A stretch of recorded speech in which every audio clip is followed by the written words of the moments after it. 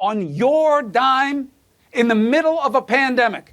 They're selling beans. Are you kidding me? Seriously. Sup, you beautiful bastards. Hope you're having a fantastic Thursday. Welcome back to the Philip DeFranco Show. Buckle up, hit that like button, otherwise I will punch you in the throat, and let's just jump into it. And the first thing we're going to talk about today is something that Kim Kardashian West, Elon Musk, and even Barack Obama have in common. They all had sex with Ray J on camera. That's a joke. It's a stupid joke. Elon didn't film when it was his turn. But no, the real thing that they had in common is that all of their accounts were compromised yesterday on Twitter. And all the accounts affected tweeting out a variation essentially of this message, reading, "I am giving back to my community due to COVID-19. All Bitcoin sent to my address below will be sent back double. If you send $1,000, I will send back $2,000. Only doing this for the next 30 minutes. Enjoy." Which I will say, in general, that doesn't seem believable. Like, there's nothing in my head that goes, yeah, Barack Obama would do this. But when you have the likes of Elon Musk, who is just so incredibly random on Twitter, for a second you're like, maybe? But here's the thing, no matter the person that's tweeting it out, you should never trust one of these messages. Even me, for example, when yesterday I tweeted, "It's simple. You has one cookie, you give me one cookies, I gives you two cookies, you can trust me." But you can't. I was just gonna steal your cookies by taking your cookies and then turning them into several smaller cookies and then giving you two of those cookies, which maybe is equal to half a regular cookie back to you. It's all part of my new program, Cookies for Cookies. The shows are always more fun when I don't get sleep. But back on topic, reportedly enough people were tricked that the hackers reportedly made away with $120,000. And just to kind of paint you a picture for how potentially far-reaching this hack was, yesterday we saw Twitter so worried and concerned that for a time they actually disabled everyone with verified accounts from directly tweeting. Which, side note, is yet another reason why, if you are in the United States or Canada, you should text me at 813-213-4423. In addition to getting extra special updates, exclusives, I have the ability to message everyone or one person at a time. It's also what I use as a backup to communicate, whether it be I'm locked out of something or YouTube videos are being suppressed. But with this story, Twitter did this to prevent hackers from continuing to post tweets. But that move also opened up a whole different can of worms. For example, the National Weather Service in Lincoln, Illinois was tweeting about severe thunderstorms at that time. But due to the lockout, they had to resort to just retweeting their bot account to keep people updated. But, you know, one of the big questions here is, how did this actually happen? I mean, sure, they may have guessed Elon Musk's password, 420-6969 gang gang, with the G's capital, of course, but how did they get everybody? Well, it appears the situation has exposed some just absolutely massive security flaws at Twitter. And that's because, according to Motherboard, hackers convinced a Twitter employee to help them hijack accounts. And understand, I'm not talking about some Twitter employee being tricked into giving out the passwords to those accounts. No, Motherboard alleges that according to leaked screenshots and two anonymous sources who took over those accounts, that employee was bribed into handing over, at least indirectly, an internal tool that allowed them to hack into the accounts nearly simultaneously, with one of the sources saying, "We used a rep that literally done all the work for us." And according to a Twitter spokesperson who spoke to Motherboard, the company is investigating whether that employee hijacked the accounts themselves or if they gave hackers access to the tool, with Twitter support also saying in a statement yesterday evening, "We detected what we believe to be a coordinated social engineering attack by people who successfully targeted some of our employees with access to internal systems and tools." Okay, but then you have the question of, well, how are these hackers actually granted access to the account? And there, according to Alan Woodward, a cybersecurity expert at the University of Surrey, looks like the way this was done was by using the tools inside Twitter to reset contact details and then trigger password resets. Right, so essentially using this powerful Twitter tool, they changed emails attached to the account, and then they just made up their own password and logged into the account themselves. Right, so notably, an incredibly hard attack to try to counter or defend yourself from if you're just the account holder. Now, with this coming out, you had some people saying, well, couldn't you just throw out the internal tool that allows employees to reset passwords? But as Woodward noted here, if you did that, people might end up just getting locked out of their accounts forever, which is why he's now suggesting having Twitter require more than one employee sign off on a password reset, saying if you allow such tools to exist and it's difficult to see how you'd not, then the only way to stop them being misused by an individual is to have a process in place to make sure you need two people internally to make it function. Right, and this whole situation isn't about people just being scammed into sending crypto. It also brings up a general privacy question of, are we going to see something else? Right, with these accounts being compromised, are we about to see something private being released? But I mean, whoever did this had access to the accounts of the former president and Elon Musk, right? And then you think of President Trump, right? It doesn't appear that his account was hacked in this scam, but what if it had been? Side note, with what Donald Trump tweets, I just want to see that man's draft folder. Or, I mean, possibly it's just empty. Also, as I was filming today, we got massive updates. We got the confirmation that the FBI has opened an investigation into this hack, as well as at the direction of Governor Andrew Cuomo, the New York State Department of Financial Services has launched its own investigation, with Cuomo saying that the hack is, quote, deeply troubling and raises concerns about the cybersecurity of our communications systems, which are critical as we approach the upcoming presidential election. But main point, that is where we are right now. We may learn more in the future. Twitter CEO Jack Dorsey saying yesterday, tough day for us at Twitter. We all feel terrible this happened. We're diagnosing and we'll share everything we can when we have a more complete understanding of exactly what happened. But ultimately, that is where we are with this story. And actually, the question I want to pass off to you here, not only what are your thoughts about this hack, but also what are your thoughts about privacy in general? You know, it feels like every day there are stories about people getting hacked, privacy just completely out the window. So I guess my question to you is, as you operate through life on these social media platforms or whatever you're using, do you currently operate from a standpoint of the things that you want to be private will remain private?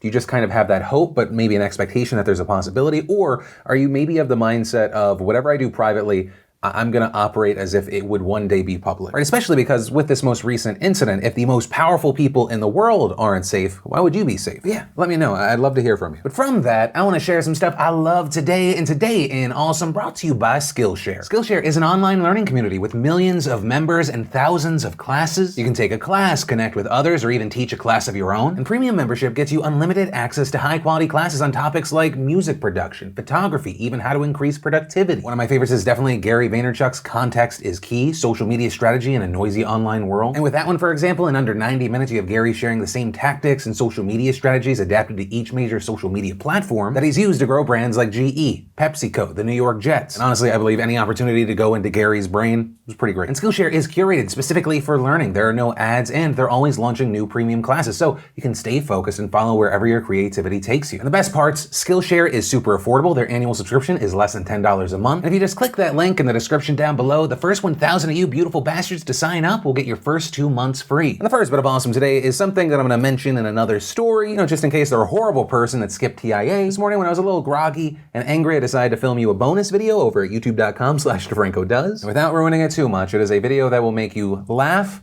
cry, and or scream. It's also a video that made me a fan of the Chad Goes Deep channel, but link down below, you'll see. Then, in kind of just a feel-good story, at Chris Evans sending a Captain America shield to a little boy who saved his sister from a dog attack. Also, a little boy saved his sister from a dog attack. Then, Rosanna Pansino gave us surprising my friend with 1,000 flowers for her birthday. You got another episode of Happier Hour. Gordon Ramsay gave us cooking recipes to improve your skills. Binging with Babish gave us mochi ice cream. We got the season 5 trailer for Last Chance U. We got Dan Levy on Hot Ones. And if you want to see the full versions of everything I just shared, the secret link of the day, really anything at all, links as always are in the description down below. And then let's talk about the situation around Dr. Disrespect, aka Guy Beam. We've had a lot of requests to cover this story, but there just hasn't been a ton to actually report on. Even that, in a sense, is a big part of this story. So, for those that don't know, Guy, aka Dr. Disrespect, is one of the biggest streamers in the world. On Twitch, he has over 4 million followers. When he streams, he has a ton of concurrence. Back in March, he signed a multi-year deal with Twitch to keep him streaming on the platform. But then, just a few weeks ago, on June 26, we saw reports that Dr. Disrespect had been permanently banned on Twitch. And as far as why, we really don't know. Twitch, for their part, really didn't provide any detail, but rather responded with an incredibly vague statement saying, "As is our process, we take appropriate action when we have evidence that a streamer has acted in violation of our community guidelines or terms of service. These apply to all streamers regardless of status or prominence in the community." And then, not really any other information came out. With some claiming that they knew why, but they weren't going to talk about it because it was a sensitive matter, but no confirmations of anything. The next day, though, we end up seeing Dr. Disrespect seeming to confirm the rumors, tweeting, "Champions Club, Twitch has not notified me on the specific reason behind their decision. Firm handshakes to all the support during this difficult time, Dr. Disrespect." And after that, he didn't say or post anything for the next 3 weeks, and pretty much everyone's just been in the dark. And, you know, during those 3 weeks, we did see a lot of speculation. We've seen a number of theories, but we really didn't hear anything else. Until today, because it appears that Guy has gone on a media spree, speaking with a number of outlets ranging from PC Gamer all the way to the Washington Post. But here's the thing, in those interviews, while he gave insight into what's been going on with him, he really didn't talk about why he was banned, though that appears to be very much for legal reasons, with the Post reporting that when pressed on the subject, he frequently followed advice from his legal counsel to remain silent. And also, to use the PC Gamer interview as an example, they published the full transcript of the conversation, and at one time there we even see Guy's publicist interrupting him to redirect a question. But in this interview, Guy maintains that he still doesn't know why he was banned, telling the Post, "Honestly, we just don't know. It was a total shock. Imagine showing up to work and the doors are closed and you can't get inside. You're going, what's going on? And you've been told you've been fired. But you haven't been told the reason why. We just weren't given an answer. It was the worst feeling." Also adding, "I've been dealing with a lot of stress and anxiety. You know, my wife and I both, this is our livelihood. We worked really hard to get to this point. Let's just say I've felt all the emotions that you could possibly feel." Also in these interviews, an interesting note that was touched on is you had Guy addressing some of the speculation and the theories around the ban and his last stream specifically. Right, the interview is noting that there have been a lot of theories specifically around that final stream where at the end he kind of gets serious. It appears that he's breaking character. Life's weird right now. Look. Oh, Well, it did.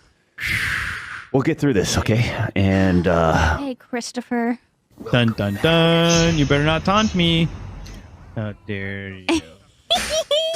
Fuck. You had a lot of people kind of understandably assuming that's when he found out that he was banned. But in these interviews, you actually have guys saying that it had nothing to do with the ban, that he was just kind of talking about the state of the world. Going on to say that he actually first learned about the ban when he was watching a friend stream and noticed that some of his creator features were missing. Then claiming that he sent an email to Twitch, which responded and told him that he was banned, but never explained the reason why. And in some of these interviews, they kind of try and touch on possible reasons that he may have been banned. For example, you had PC Gamer noting that he actually recently had discussions about the coronavirus and conspiracy theories linking it to 5G, as well as the fact that in his last stream, he talked about David Icke, who's a conspiracy theorist who was recently kicked off both YouTube and Twitter for spreading conspiracies and anti-Semitic claims. But when they asked Guy if that ever resulted in Twitch warning him or saying anything, he said no. And when they followed up by asking if he thought it was the reason for his ban, he said, "I don't think so. In fact, But then his publicist interrupted, telling him we're getting really close to dangerous territory here. Also, in these interviews, had PC Gamer noting that Twitch has recently been banning a lot of people who have been accused of sexual assault and other toxic behavior. So they asked Guy whether he knew if this ban might have been a result of similar allegations. He responded, "Listen, I'm not interested in engaging crazy speculation. I've seen all the theories, I've seen all the possible conspiracies, and it's just like, I'm just not interested in engaging that type of stuff. I have a great community of loyal fans, and I'm totally focused on getting back and delivering great, entertaining content, and that's where the focus is." Another point and question in these interviews was what is happening next. And while Guy was pretty tight-lipped on this matter as well, he did offer some insights, telling PC Gamer that his relationship with Twitch was 100% over, saying, "Obviously, for legal counsel, I have to be careful here, but I can say, however, that I will not be returning to Twitch. So, I mean, that's it." And in fact, regarding Twitch specifically, he added that he is considering taking legal action against the platform. As far as if Guy's planning to come back on any specific platform, he responded, "Oh no, we're just focused on the doc's return. We haven't made any decisions on platforms. We're not interested in looking for an exclusive or any of that stuff." And in a follow-up email after that interview, he reportedly said that he's considering streaming independently on his website, in addition to other big options like YouTube and Facebook. Now, following these interviews, you had a lot of people kind of happy to get more information, though still frustrated that there wasn't more to learn. Though I think most people there blame Twitch for not being more forthcoming. But also, we did see criticism of these interviews. For example, you had Slasher, aka Rod Breslau, who reports in the space, tweeting, "A bunch of publications ran Dr. Disrespect interviews as straight-up CAA-backed puff pieces with absolutely no new information, nonsense answers, and as should be obvious, still zero explanation on why he's banned. A collective fail from the media here." Right, so essentially kind of this mindset that these outlets were happy to take in the free views to provide us what was essentially just promo for Guy, which, on that note, the timing of everything does appear to be very coordinated. The interview's coming out this morning, then on the Dr. Disrespect Twitter account, we saw a video. It's a video that doesn't really show anything. It kind of is like a hype video. And I mean, no doubt there is a lot of attention in just like the first 37 minutes. It was viewed 1.1 million times just on Twitter. Though a lot of the responses to that video is, well, thank you for clearing everything up. Though you do have people pointing to his bio that now newly showcases his YouTube URL. So now there's this question of will he be popping up anytime soon? But yeah, ultimately that's where we are with the story. And I will say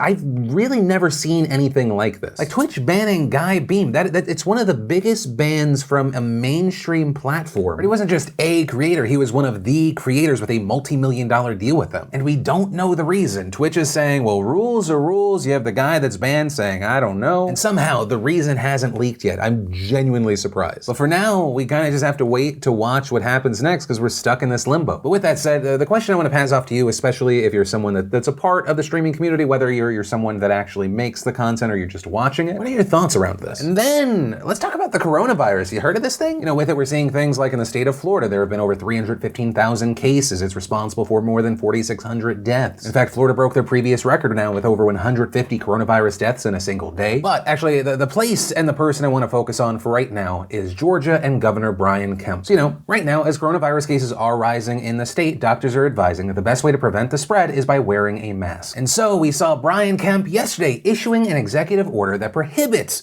local governments from enforcing mask mandates, with him saying in a statement, I heard the jury's still out on science. Okay, so obviously that is not him, but the part about the executive order is true. While the order says that Georgia residents are strongly encouraged to wear face coverings, it actually suspends any state, county, or municipal law requiring masks or face coverings. And this is something that's meant to have an immediate effect because according to the Associated Press, around 15 local governments already had adopted these kinds of mandates. And while Kemp has said that they had no power in enforcing these kinds of rules, the executive order makes it official. With Kemp's communication director saying on Twitter, previous executive orders and now this order state no local action can be more or less restrictive than ours. We have explained that local mask mandates are unenforceable. Closing with, the governor continues to strongly encourage Georgians to wear masks in public. And as far as why Kemp is against the rules, he told the Atlanta Constitution-Journal that he believes it to be a bridge too far, adding, "There's some people that just do not want to wear a mask. I'm sensitive to that from a political environment of having people buy into that and creating other issues out there. But also, once again, masks are not a political tool to buy into. Studies show that they are truly effective in preventing the spread of the virus. This should not be a political issue, and when we look to Georgia, Georgia's cases are on the rise. The state has seen a total of 127,834 cases and 3,091 deaths.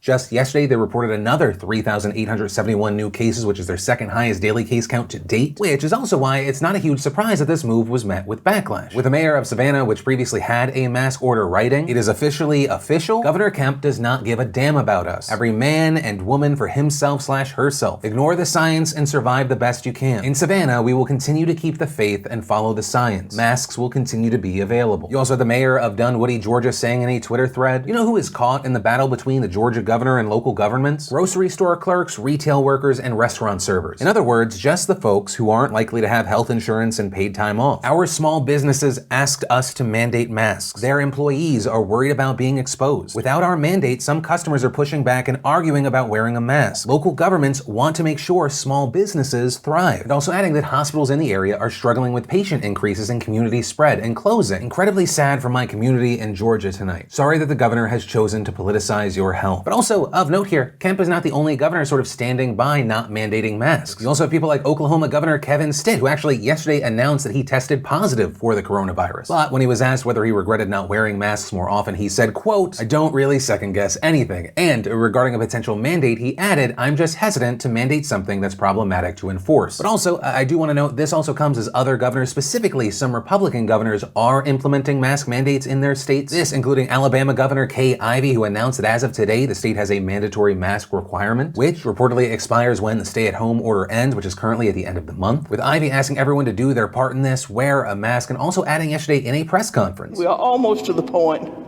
where our hospital ICU is overwhelmed. Earlier this week, 87% of our ICU beds statewide were occupied. Folks, the numbers just do not lie." Right, you have cases and deaths on the rise in Alabama. We're also seeing the same thing in Texas, where earlier this month, Governor Greg Abbott actually ordered that most Texans wear masks in public, this applying to anyone in a county with more than 20 confirmed COVID-19 cases. But yeah, that's where we are with this story. Also, side note, actually somewhat connected, I uploaded a bonus video over on the youtube.com/DeFrancoDoes channel. I upload there at now a rate of 8 times a year. It involves, to a certain degree, the mask situation in Huntington Beach, so maybe check that out. But with this story, I do want to pass the question off to you. What are your thoughts on this? What do you think of Kemp's move here? Do you think it does make sense, or do you think it is a weird political play? Right, while the number of cases are going up, why encourage people to wear masks, but then actively go after the local governments that are trying to control it? I personally think, and it's not just based off of this decision, that Kemp is a complete moron, but this is the Philip DeFranco Show. Whether you agree or disagree, I do want to hear from you. And that is actually where I'm going to end today's show. As always, for the 3 of you still here, thanks for being a part of the show and maybe hitting that like button. I appreciate you. Also, if you're new here, you want more of these daily dives into the news, hit that subscribe button, definitely tap that bell to turn on notifications. Also, if you're looking for more to watch, I actually uploaded a kind of light-hearted bonus video, or maybe you just missed yesterday's show, you want to catch up, you can click or tap right there to watch that. But with that said, of course, as always, my name's Philip DeFranco, you've just been filled in. I love yo faces, and I'll see you next time. I hope you liked the video. Subscribe if you like it.